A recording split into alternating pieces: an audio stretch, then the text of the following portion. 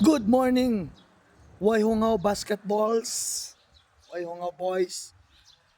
Tanong, question, Coach Andy Kalingin, ano ba talaga ang sekreto to be a successful basketball player? In other words, paano maging PBA, paano maging UAAP, NCAA, si SAFI, or any successful na varsity player? So, yan ang tanong, paano maging successful basketball player? Ang sagot, ang daming factors, but at the end of the day, nasa bata yan, nasa inyo. Kung gaano kayo ka-motivated, gaano yung drive nyo, yung pasensya. Again, ang daming factors. Ang point ko is at the end of the day, nasa tao yan. Kahit sa negosyo, may mga taong walang kapital pero umasenso. Ang daming anak yaman pero naghirap. So, kasi basketball, tao rin yan. Ang naglalaro, si basketball player is a person. So, same analogy yan or same dynamics. So, ang sagot is ang daming factors pero number one, bullseye, nasa iyo yan, nasa tao. So, pag-usapan natin konti. Like, may Mamba mentality. Before Kobe Bryant, actually may Jet Kondo na. Kung hindi nyo alam, yan si famous Bruce Lee. Ginawa niya yung Jet Kondo na martial arts karate. Ang point niyan is Mamba mentality pa rin. Walang wayhungaw.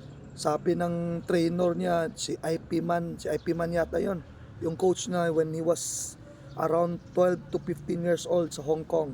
Sabi ni IP Man, every day, kasi ang bahay mo dito sa training area natin is 5 kilometers away.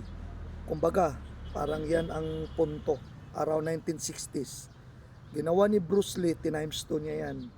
Instead mag-jog siya ng 5 kilometers, back and forth yan, kumbaga, ginawa niyang 10 kilometers per day. So, dyan pa lang makikita mo yung gusto niya ma-attain na excellence. So, yung iba, sabihan ng coach, jog kayo ng 5 kilometers every day. Ang gawin, jog sa tulog. 50 kilometers. Diba? Yung iba, palaging sabi lately sa Facebook, pag may liga, galit pa hindi makapaglaro o first 5, walang playing time. Pero pag practice, coach, may assignment, daming rason. So, dami pa tayong pag-usapan, kaya ano lang muna to.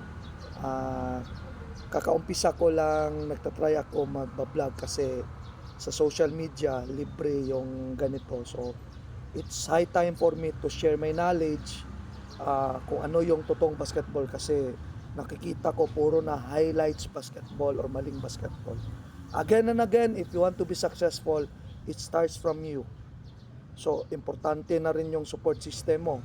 Kahit anong galing mo, kahit anong ambisyon mo, especially bata ka pa, pero hindi ka suportado ng mamagpapa mo, hindi ka niya papapractice, papabasketball, lagot ka. Kaya support system.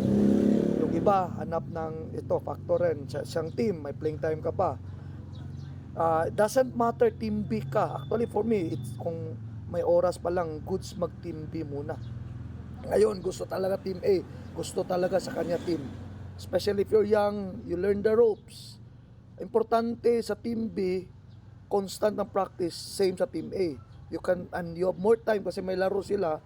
So you have more time to practice. So in other words, you have more time to enhance your skill or skills para maging successful basketball player ka. Okay?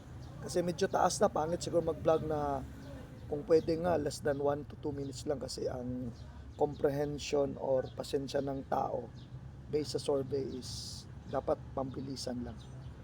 So see you.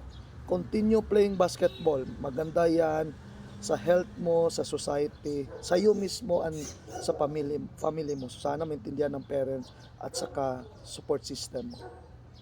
Bye-bye. Love you. Ball is life.